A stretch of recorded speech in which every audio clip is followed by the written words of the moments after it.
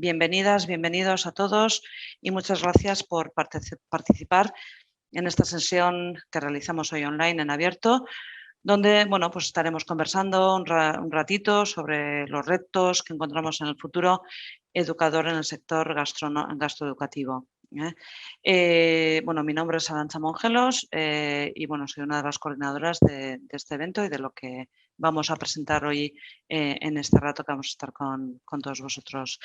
En principio, comentar que la iniciativa que hoy presentamos la lanzamos entre dos de las facultades de Mondragón Universitatea, la Facultad de Humanidades y Ciencias de la Educación, UESI, y la Facultad de Ciencias Gastronómicas, Basque Culinary Center. Con esta iniciativa lo que queremos es crear un espacio en el que poder aunar lo que es el ámbito de la educación con el ámbito de la gastronomía. Para ello, en la sesión de hoy, lo que vamos a realizar es, tenemos en primer lugar como invitado a Michelangelo Cestari, profesor del área de Emprendizaje e Innovación en Basque Culinary Center y también colaborador con la Facultad de Humanidades y Ciencias de la Educación, con UESI, ¿sí? De reciente incorporación. Durante unos 20 minutos, Michelangelo nos comentará, nos hablará sobre los retos del futuro educador en el sector gastroeducativo y a continuación abriremos un tiempo para que podáis realizar vuestras preguntas a Michelangelo. De hecho, las preguntas las podéis ir realizando a lo largo de su exposición en el apartado que tenéis para ello, que son dedicados a las preguntas y respuestas. Si queréis hacer comentarios, las podéis hacer en el chat y si queréis hacer preguntas y respuestas, por favor, realizarlas en el apartado de preguntas y respuestas, ya que si por lo que fuera no se pueden contestar todas, a posteriori también se podrían contestar. Así pues, simplemente una breve presentación de quién es Michelangelo. Michelangelo Cestari, él se define a sí mismo un poco como un excocinero que trabajó en algunos de los restaurantes más influyentes en Europa, pero hace unos 10 años, cosas del destino, le hizo cambiar el enfoque de su carrera. De la alta cocina pasó al desarrollo social y se embarcó en un viaje del que aprendió que la comida tiene un significado más profundo en nuestras vidas, que juega un papel fundamental en la configuración de nuestras comunidades y los valores de nuestra sociedad.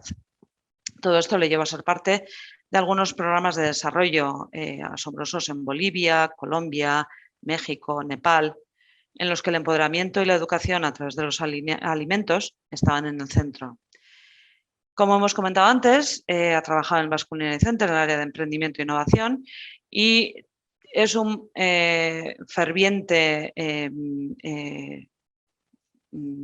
pensador de que la educación necesita un cambio en el que los docentes y los líderes de equipo debemos entender a cada estudiante o a cada miembro del equipo, colaborador, etcétera, como un ser único con diferentes desafíos y muchas virtudes para florecer y que si no les prestamos atención no podremos desarrollar su verdadero valor.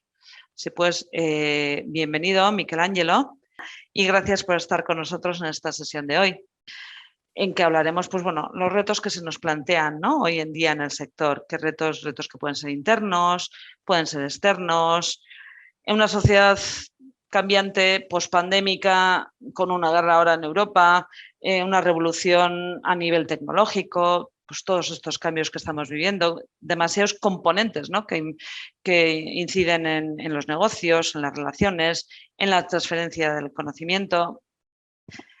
¿Cómo analizamos todo esto, Michelangelo? ¿Qué pistas nos das?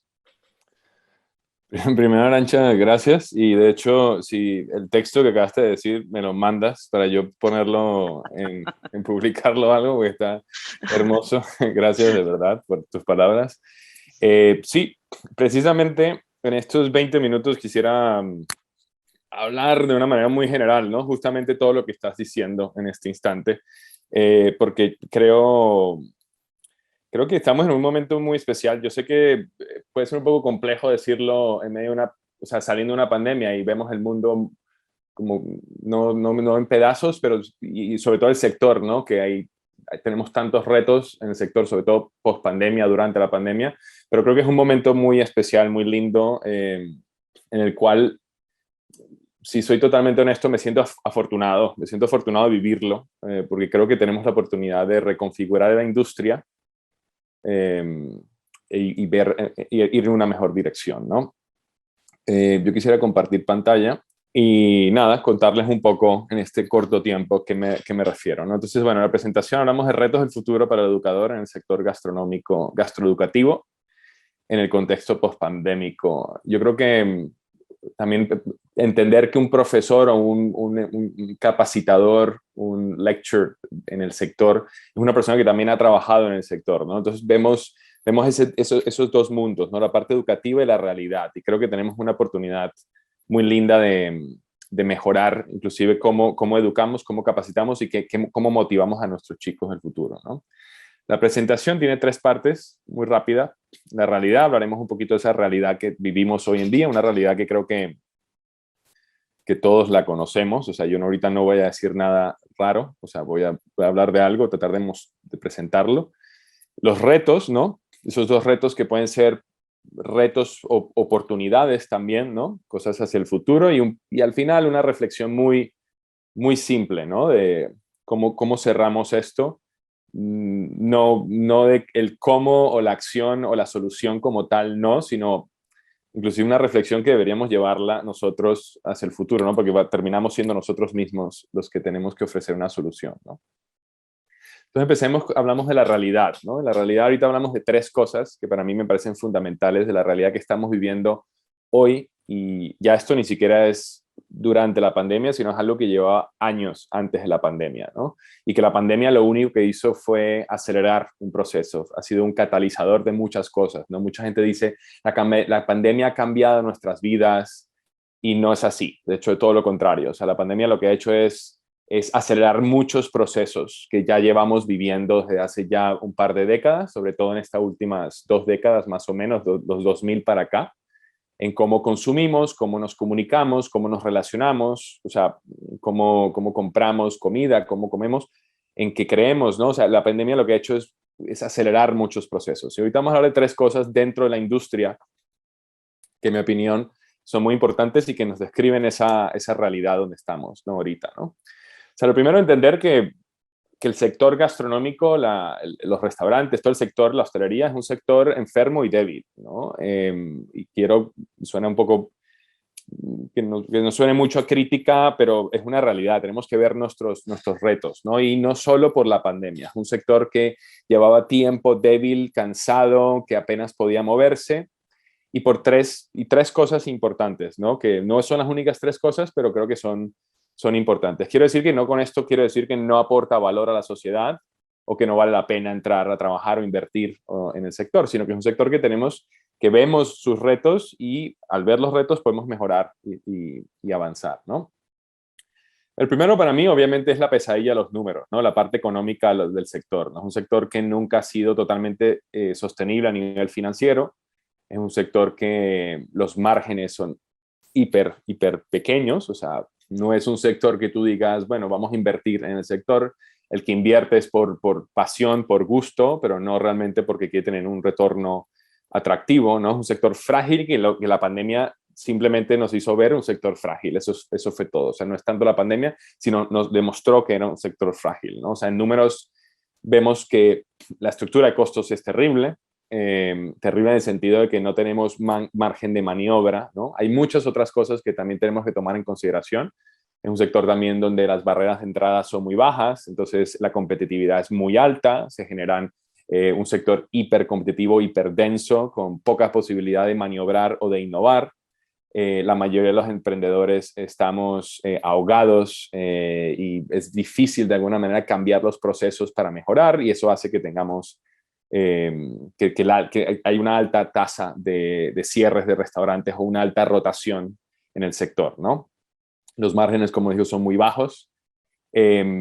Aquí podemos ver esta tabla más o menos, ¿no? Que en el mejor de los casos llegamos a un 7-8% en las empresas que se dedican simplemente a colectividades o caterings corporativos dentro de empresas. O sea que en general la parte financiera hace que el negocio sea muy denso, ¿no? Este gráfico que acá vemos un poco que inclusive al principio de la pandemia, grandes empresas, empresas que no son los pequeños restaurantes, sino grandes superficies ya estaban de alguna manera apelando a una quiebra técnica a nivel financiero porque no iban a poder continuar operando debido a la pandemia. Ni siquiera estábamos dentro de la pandemia, sino fue al inicio de la pandemia que ya veía las grandes empresas que están publicly traded, o sea, en la bolsa, son empresas que ya inclusive estaban viendo entrar en quiebra. Imagínate los pequeños restaurantes, un sector que financieramente es bastante débil, ¿no?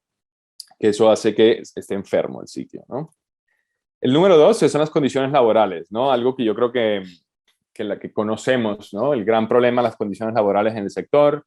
Lo más natural, estamos hablando de horarios, el ambiente profesional, estamos hablando inclusive de acoso, hablamos de enfermedad también, adicciones, o sea, vemos que que es un sector que no es amable con las personas que trabajan, ¿no? Tenemos baja remuneración, tenemos los salarios más bajos entre muchas industrias, es una industria también o sea, que ofrece poco desarrollo profesional y personal a las personas que se dedican a este sector. Inclusive hay un dicho por ahí que las personas que trabajan en el sector son como los jugadores de fútbol, ¿no? Después de los 30 ya no tienes carrera, ¿no? Ya no tienes carrera, ¿no? O sea, después baja tu eficiencia. Entonces, no es un sector que realmente sea el mejor, el más amable con el empleado, con las personas que están impulsando, ¿no? Entonces, por un lado, a nivel financiero es débil y por un lado, a nivel humano, ¿no? Que es la otra pata, ¿no? A nivel sostenible humano, ¿no? No es lo mejor, tenemos problemas, tenemos retos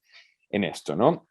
Y la tercera parte es que estamos entrando en una nueva generación, ¿no? O sea, ahorita, si bien los millennials ya fuimos una generación que tratamos de romper con muchas costumbres, con muchos procesos, que inclusive hemos logrado romper la forma que trabajamos, la forma que nos relacionamos, la forma que vivimos, ya viajamos más. Esta nueva generación Z va a otro nivel, ¿no? Otro nivel porque son nativos digitales, porque tienen otro tipo de estilo de vida, tienen otra manera de ver la vida, están hiperconectados, tienen una alta movilidad mucho más que nosotros. Yo soy de los viejitos millennials, ¿no? No soy tampoco el más joven, pero soy de los viejitos, de los primeros, ¿no?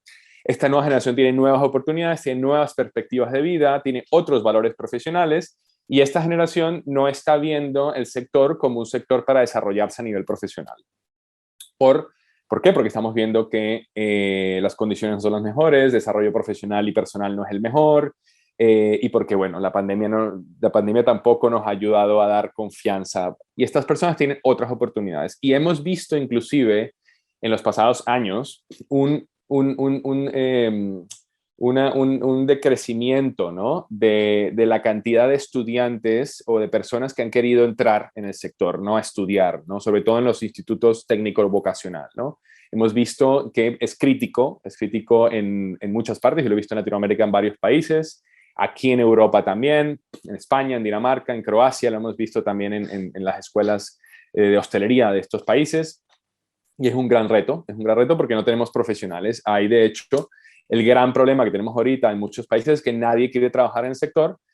No tenemos cocineros, tenemos consumidores, tenemos clientes en los restaurantes, pero no tenemos cocineros, no tenemos camareros, no tenemos personas que gestionen estos restaurantes. Esto es un problema que crea un círculo vicioso, ¿no? Tenemos un modelo frágil que de alguna manera es parte de las causas de ofrecer estas condiciones profesionales, no las mejores condiciones profesionales, porque el modelo es frágil y no podemos pagar mejor y no podemos ofrecer mejores condiciones de vida a las personas que trabajan en nuestros restaurantes, que eso al mismo tiempo desmotiva a una generación que no quiere trabajar en el sector, que no le interesa y que tiene otras oportunidades y que a su vez alimenta ese modelo frágil, ¿no? Entonces, estamos en ese círculo, esa es la realidad, que estamos en ese círculo constante y que tenemos que salir de ahí, ¿no?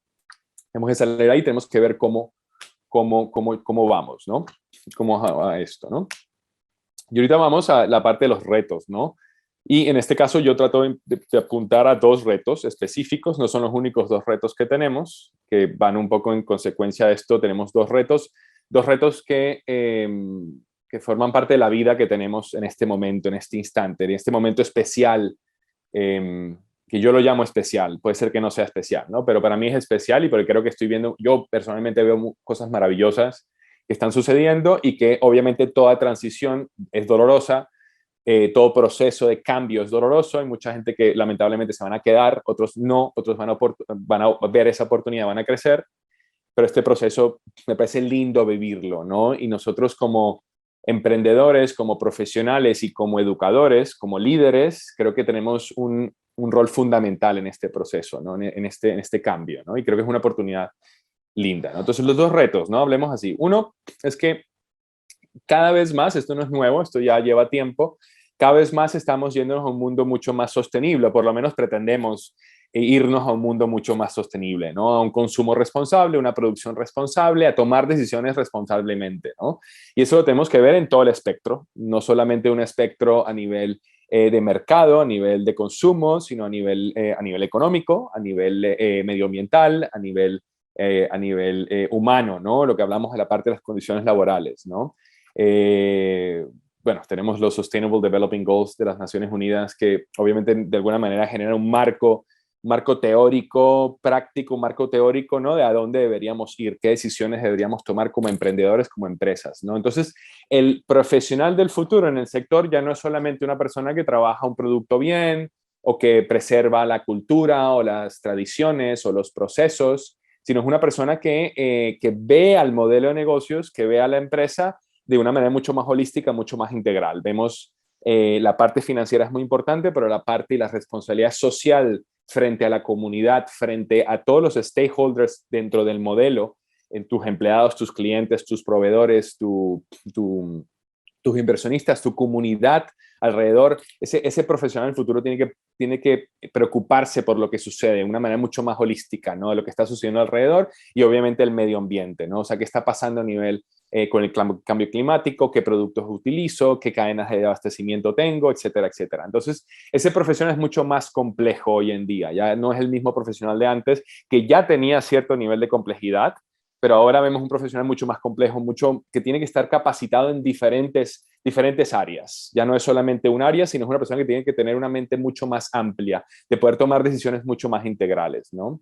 Hoy en día estamos celebrando y estamos de alguna manera impulsando este tipo de emprendedores que tratan de celebrar culturas locales y aprender de ellos para poder ser mucho más sostenibles, personas que de alguna manera utilizan la gastronomía como un medio para rescatar y recuperar sectores vulnerables o en conflicto o inclusive en momentos trágicos como la guerra que está sucediendo en este instante, ¿no? Hay un nuevo rol del emprendedor, ¿no? Hay un nuevo rol de la persona, una persona con mucho más propósito y valores éticos, propósito social y valores éticos, ¿no? Que es mucho más complejo, entendemos a la persona de una manera mucho más compleja desde su cultura, desde quién es esa persona y qué quiere hacer esa persona en el futuro, ¿no? Y el número dos es esto, lo que acaba de decir de hecho Arantxa, es esta revolución, ¿no? Esta cuarta revolución industrial, por decirlo de una manera, ¿no? Que estamos viviendo en este instante y es lo que me parece a mí, aparte de lo anterior, ¿no? O sea, he trabajado mucho tiempo en desarrollo social y me fascina este sector, pero la parte tecnológica, la parte donde vamos, cómo vamos a cambiar el modelo de negocios y cómo va a afectar, ¿no? La manera en que gestionamos nuestras empresas, ¿no? Eso es fascinante, ¿no? O sea, tenemos cuatro revoluciones industriales, una que es toda la parte de la mecanización, toda la parte de steam power, ¿no? O sea, toda esta industria, después ya el mass production, ya estamos hablando de cadenas de producción, vemos las industrias automotriz, por ejemplo, es parte de este proceso. Pero esto es la primera en 1750, 1760, la segunda en 1800, un siglo después, más o menos, 1850, y esa la conocemos. Y después vemos la tercera y la cuarta que la sentimos un poco más cercana, la tercera ya en los años 60, 70, cuando empezamos a tocar la realidad de todo el mundo computarizado, automatizado, ¿no? Todo ese proceso. Y ahora estamos viendo una revolución mucho más tecnológica, hablamos mucho más de tecnologías como el Internet de las Cosas, por ejemplo, la automatización en procesos en otras industrias como la industria de los restaurantes, la robótica, la incorporación de la robótica, la inteligencia artificial en nuestras vidas. Y es un proceso que tal vez lo vemos muy lejano, ¿no? Tal vez lo vemos hace dentro de 10 años, pero es algo que está sucediendo hoy, ¿no?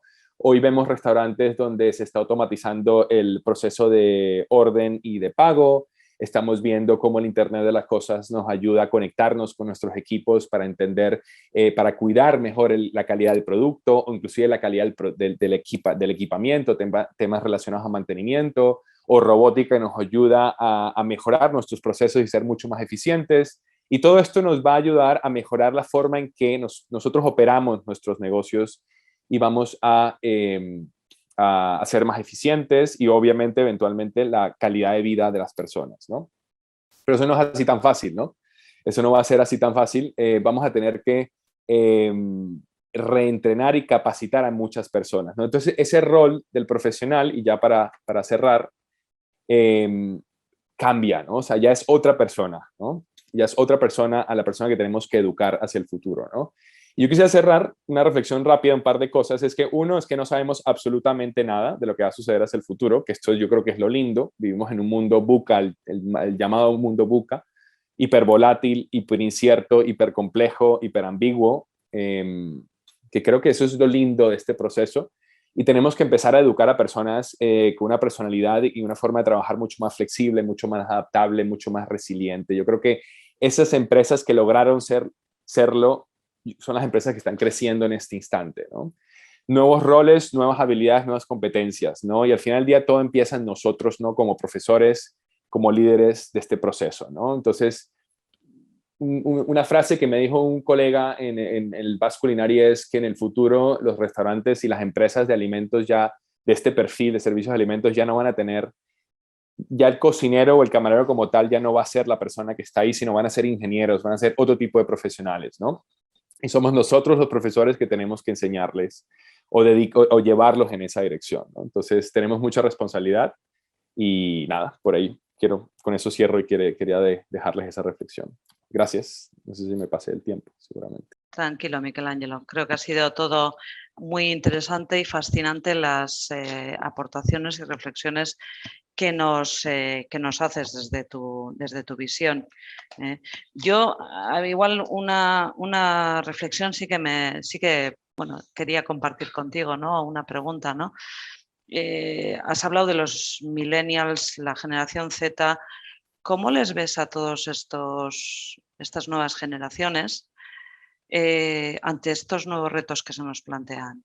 Yo creo que ellos están más preparados que nosotros, para ser totalmente franco. O sea, yo veo, yo me dedico acá, yo trabajo con varios restaurantes, con varias empresas y parte de mi trabajo es tratar de apoyar ese proceso, ¿no? Ese proceso de cambio hacia el futuro. O sea, qué tipo de tecnologías vamos a incorporar dentro de nuestros procesos, qué procesos vamos a cambiar, qué nuevos profesionales vamos a estar incorporando dentro de nuestra organización. Y hay mucha más retención, mucho más en personas 40 para arriba, 50 para arriba, a jóvenes, ¿no? O sea, yo veo que hay un espíritu mucho más dinámico, mucho más energético. Yo veo emprendedores jóvenes que están mucho más adelante que otras empresas establecidas, ¿no? Pero esto pasa en muchas industrias, que las empresas establecidas y las personas tienen más miedo al cambio, ¿no? Yo creo que están mucho más cómodos y creo que va a ser no un proceso fácil, pero creo que deberíamos escucharles mucho más también para aprender nosotros. Yo me encuentro que me aprendo mucho de ellos y creo que es una buena oportunidad. Y creo que los veo bien, los veo que muy abiertos y con algo lindo para nosotros, sí. Vale, entonces, por lo que yo deduzco, el reto realmente es para los que ya no entramos ni en los millennials ni en los Zetas, claro, estamos mucho más arriba y a ver cómo enfrentarnos a todos estos nuevos retos, ¿no? Con ellos, incluidos ellos. Vale, pues muchas gracias, Michelangelo, creo que es una visión muy interesante y que además, bueno, pues sí que es uno de los temas que iremos profundizando también en una de las materias que conforman el máster que vamos a pasar ahora mismo a presentar. O sea que, bueno, pues te agradezco un poco, o te agradecemos la introducción que nos has hecho al tema. Vale, muchas gracias. Entonces, bueno, pues a continuación vamos a pasar un poco a facilitaros la información más práctica de lo que es el máster que queremos presentaros hoy aquí, que es el máster universitario en formación del profesorado en gastronomía. Y esta presentación la realizaremos entre mi compañera Anne Sánchez y yo. Anne es la responsable del proceso de admisión y yo soy una de las coordinadoras del máster. Entonces, bueno, pues como nos comentaba Michelangelo, en el contexto en el que nos encontramos, en el que nos planteamos de aquí a futuro, desde las dos instituciones, las dos facultades mencionadas anteriormente, venimos ya hace un tiempo analizando, debatiendo y trabajando sobre tanto el papel de la gastronomía en la sociedad actual y en la del futuro, y desde el ámbito educativo un poco cuál puede ser el papel de los educadores de cara a hacer frente a todos estos retos que nos comentaba Michelangelo, ¿no? Entonces, bueno, pues queremos centrarnos un poco en aquellas personas que van a acompañar, que van a formar a los y las gastrónomos del futuro. Pasamos ya a la presentación en sí.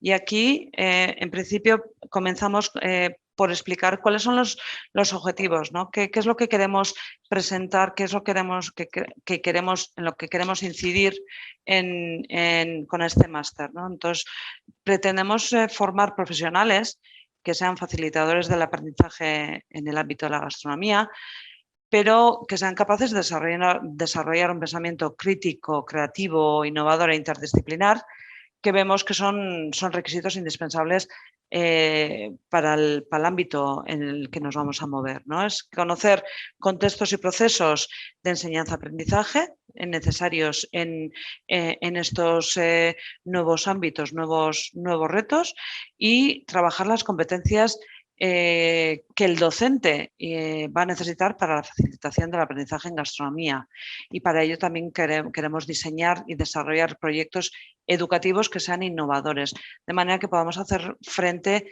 a todo, estos nuevos retos, ¿sí?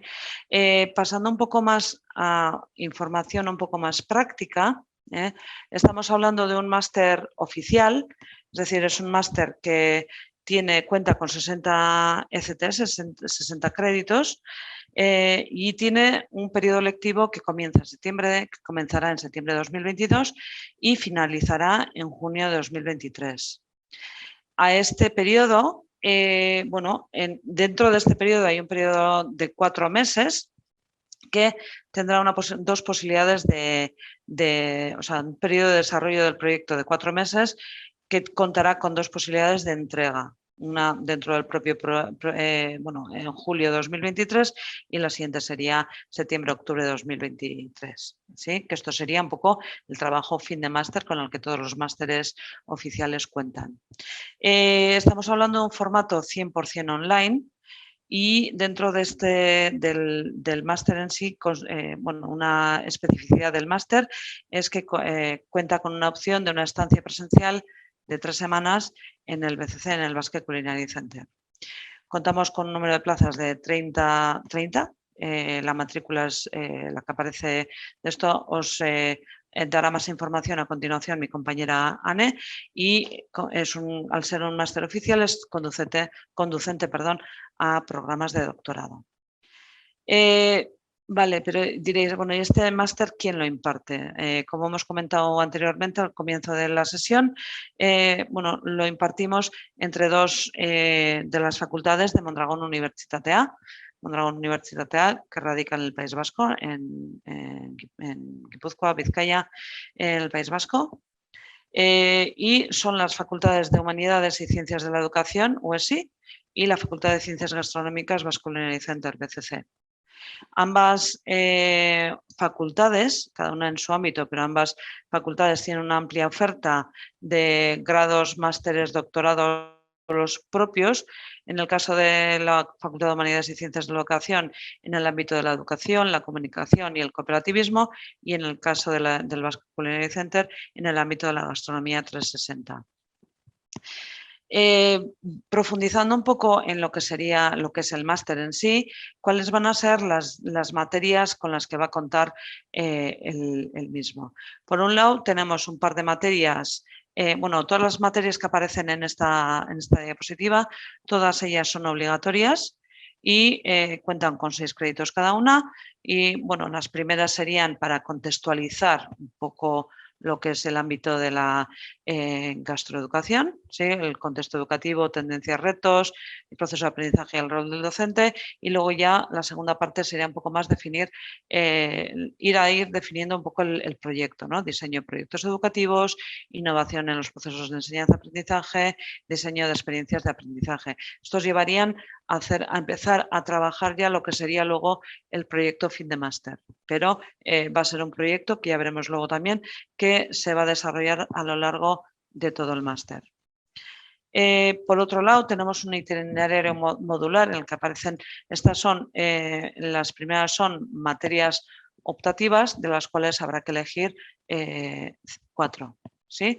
Hay, está la experiencia de aprendizaje en el Basque Culinary Center, que es la de la estancia que comentábamos anteriormente, y luego ya pues, procesos de enseñanza-aprendizaje en ecosistemas digitales, herramientas, metodologías y técnicas en aprendizaje en cocina, en sala, coctelería y somillería, y herramientas, metodologías y técnicas de investigación en cocina.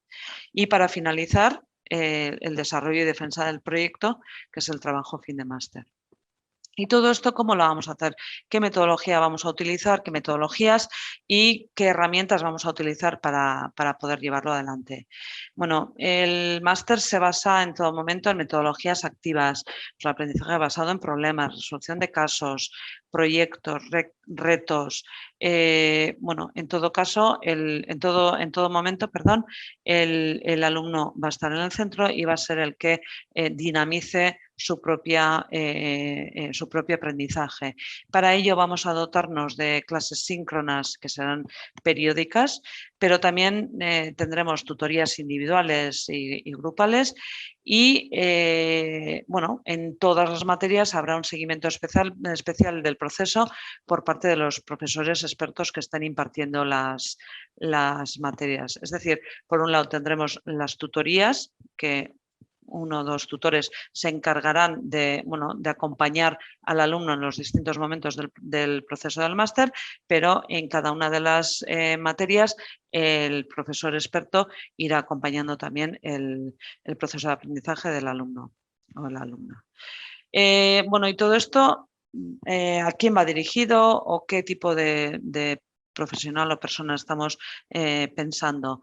Bueno, pues como podéis ver ahí, tenemos, en principio, vemos que son personas inquietas, emprendedoras, pues de mentalidad creativa, atentas a todos los cambios, los retos que se nos presentan, las incertidumbres del futuro que tenemos, ¿sí? En el ámbito educativo y en el ámbito gastronómico, ¿sí? Entonces pueden ser tanto docentes en activo en escuelas de cocina o en centros de formación profesional, también docentes universitarios o personas encargadas de formación en centros de restauración, graduados universitarios, que pueden en un momento dado decir, pues yo quiero redirigir mi carrera hacia la docencia de la gastronomía y optar por esta opción, ¿sí?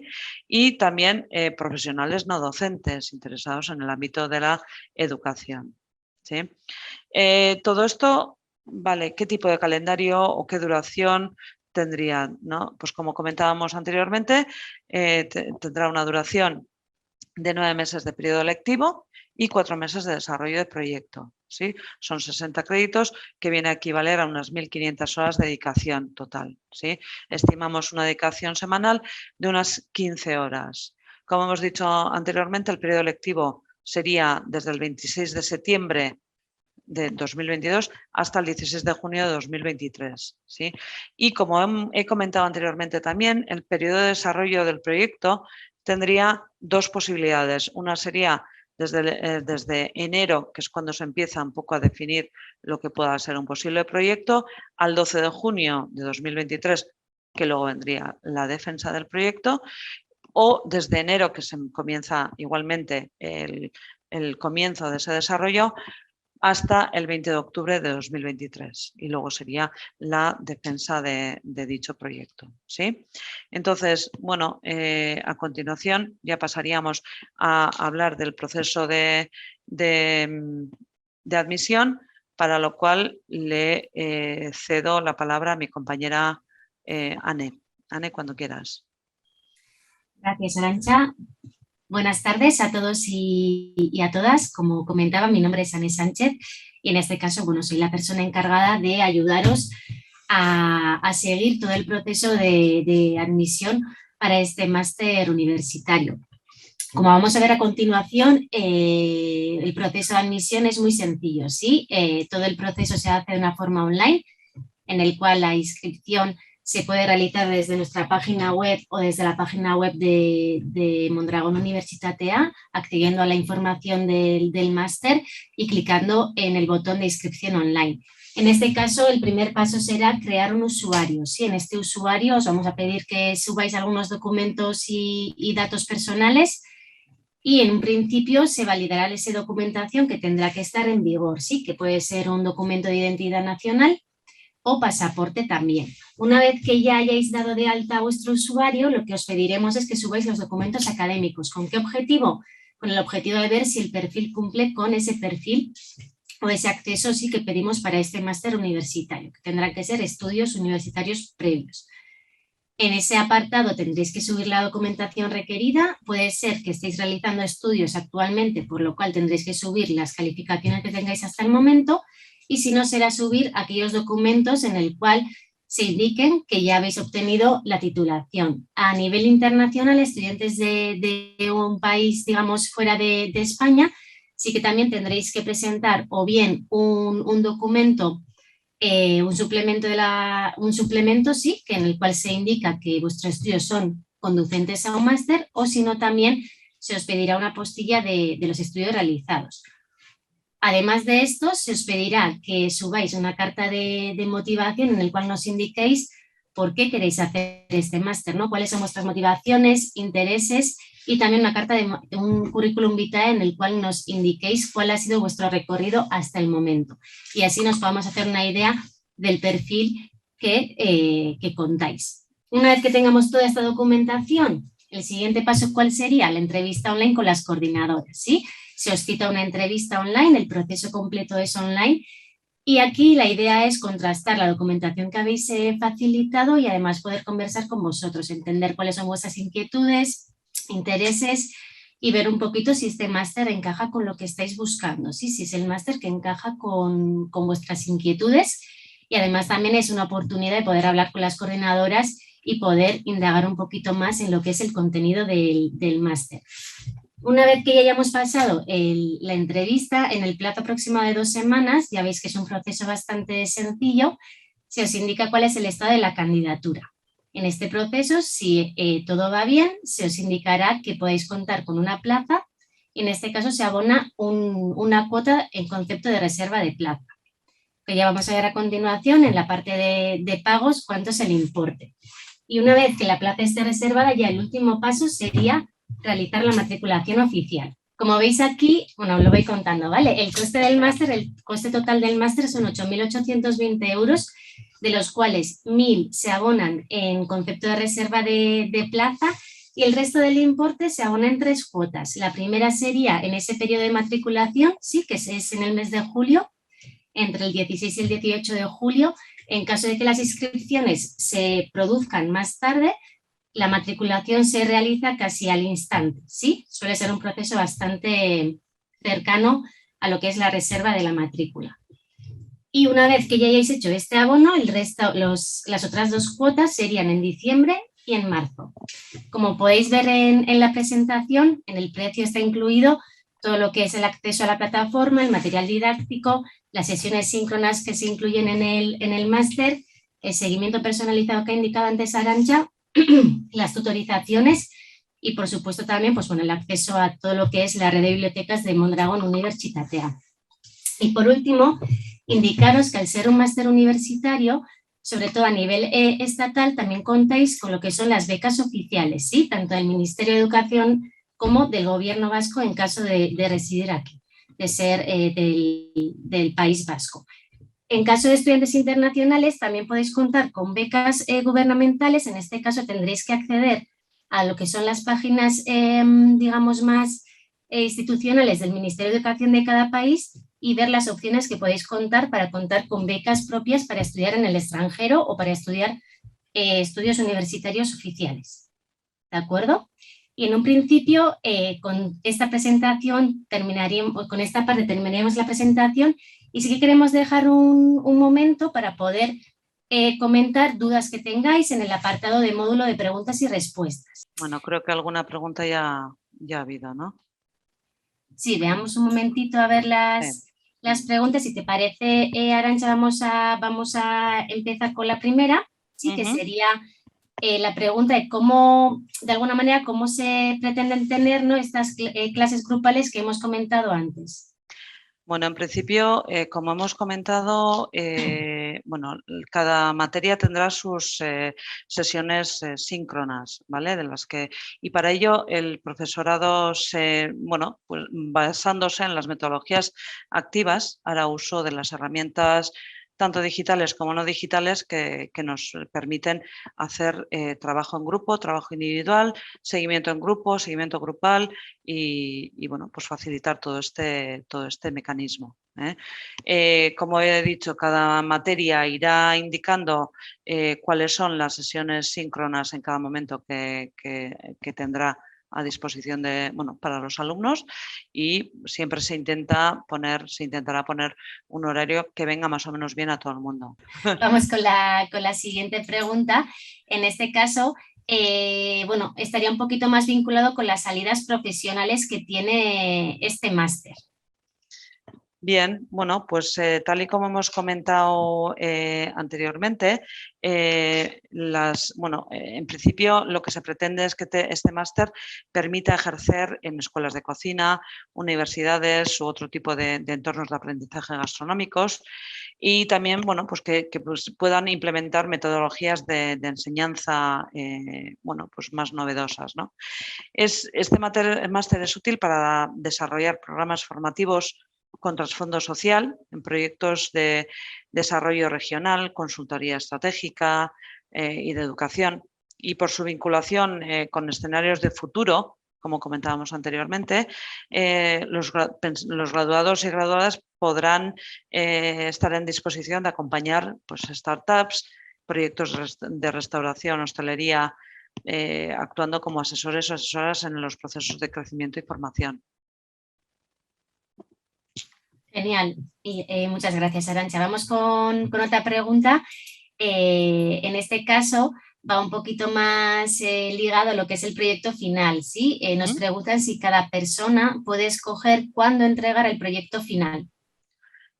Sí, en principio cada persona elegirá si lo presenta en julio o lo presenta en octubre.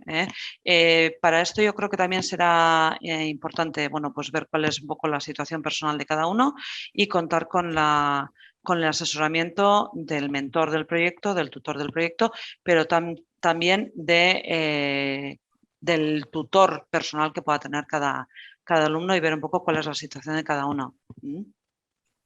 ¿Vale? Genial. Vamos con las dos últimas preguntas, ¿vale? Que tenemos unas dos preguntas más.